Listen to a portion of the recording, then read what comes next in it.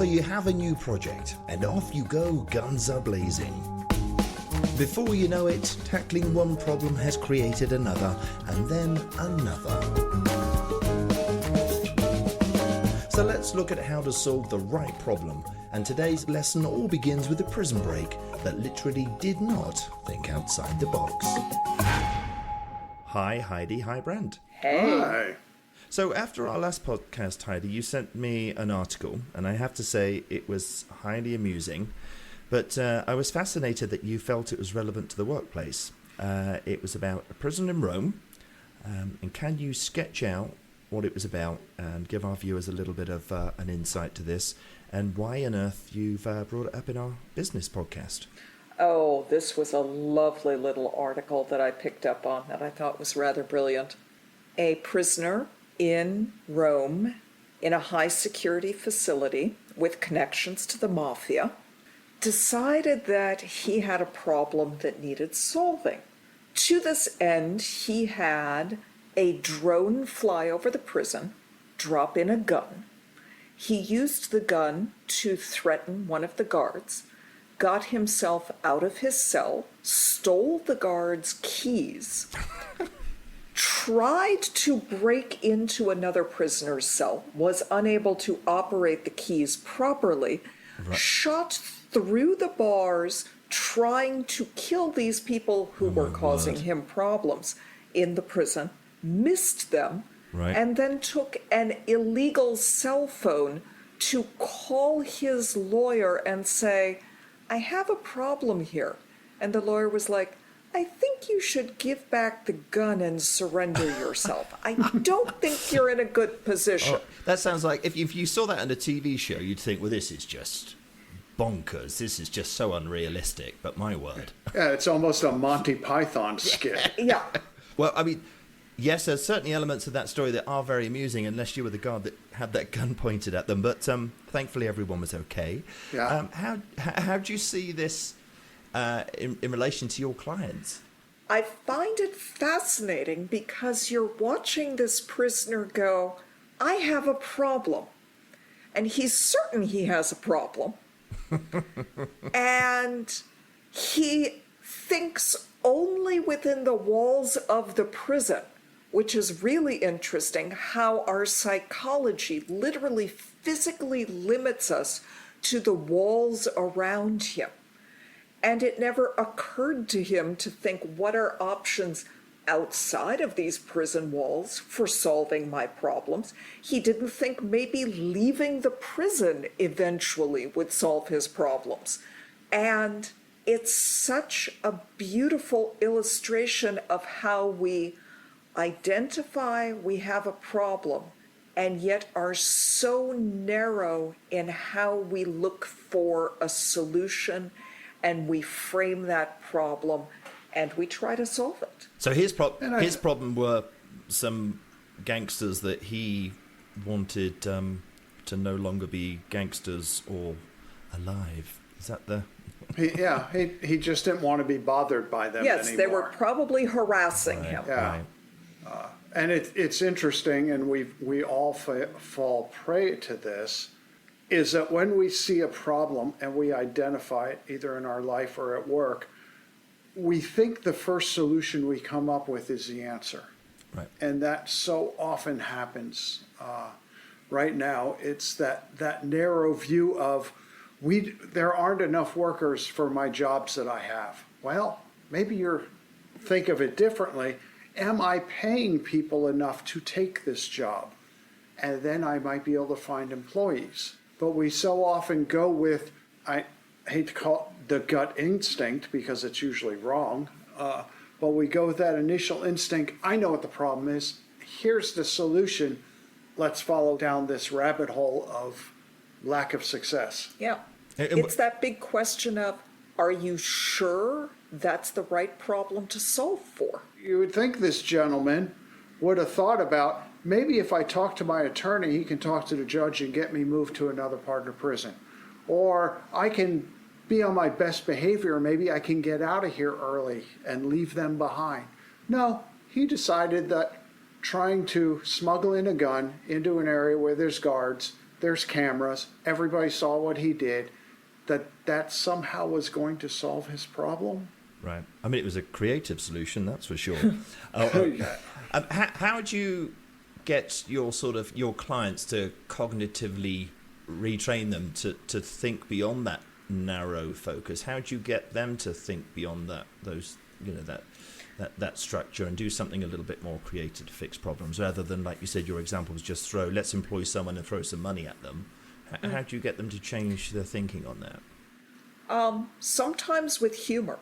This story, I can tell you, I will be telling to a lot of clients as a parable for bad problem solving. And giving them a parable, a story, something that they can look at and see themselves in, that really illustrates, maybe I should step back and change the way I'm looking at this. One of the phrases we always use is, change the way you look at things, the things you look at change. Ooh, I like that. And this is really the stop restricting yourself to the physical boundaries of that prison and open your mind to options outside of that. Right. So if I was in a corporate small business situation and we've got a problem that needs a solution, do you encourage your clients to sort of come up with 3 ideas on how that problem can be fixed? Is that part of the process to say, okay, your gut instinct tells you this, but let's add 2 more into that equation and then we'll work out the best from 3 at least? Is that? Yeah, that is one tool that you use in organizational development and design, is using multiple examples, case studies, whatever you can find that other people may have done, and then looking at the pros and cons and coming up with a hybrid decision of how to solve the problem. Right. We can go back to the previous podcast of all the empty retail spaces and no one wanting to rent them because they get a tax break. Right. What if you removed that tax break after 2 years? Maybe they would then want to rent. There's just a multitude ways of looking at things differently. Right. And Heidi's saying using humor. Humor is a great way to do it. Storytelling, giving them case studies or examples of people that have had the same problem, but it's been dealt with differently by different organizations. Right. And that's around the design challenge that most organizations have, is how do I design the organization to be agile and adaptable to the future? Well, there are examples of organizations that have done that you can bring into an organization. So they just don't look at, we've always worked in a hierarchy here, that must be the way we have to work. Right. One of the my favorite phrases that gets mocked in British English is blue sky thinking. Right. Oh, we have to be interesting and creative and blue sky thinking, come up with something new. And actually, most people are comfortable with blue sky thinking that is exactly like what they just did previous to that. I'm always keep it simple. Yeah. I think what this story does illustrate is collaboration. Perhaps it's another business message here, but the guys on the outside, having no experience of what it's like inside, had to listen to the person inside the prison to say, this is how it works in here and this is what we must do. This is how you can get something to me. And the guys on the outside had to use available resources to make that happen. So there was some good collaboration here. There's collaboration, but I also think that you're pointing out something fascinating that I hadn't thought about, which is, if your boss asks you for something stupid, do you say yes and go along with it? Or do you say, walk me through how this is going to work? I'm not really seeing your logic. Yeah, so I think there's a hierarchy issue going on here, and probably lots of threats of violence. So no matter how ridiculous this idea was, they were going along with it. Yeah, so you want us to drop you a loaded gun. What could possibly go wrong? I'm thinking that when you say in a prison, but it wasn't me, they're going to say, wait, we have the film. Yeah, I can't imagine the going in front of the judge for attempted murder and many other charges against the guards, Right. and telling the judge it wasn't me. Well, actually, that's not really a good way to go into it. Phoning up your lawyer at the end. I mean, it was all planned out, wasn't it? It was, all bases covered, but thankfully not the act. Yeah, well, we can go all the way back, and we'll do it probably another podcast, but we can go all the way back to the financial crisis, the falling apart of Enron, the dot-com bubble.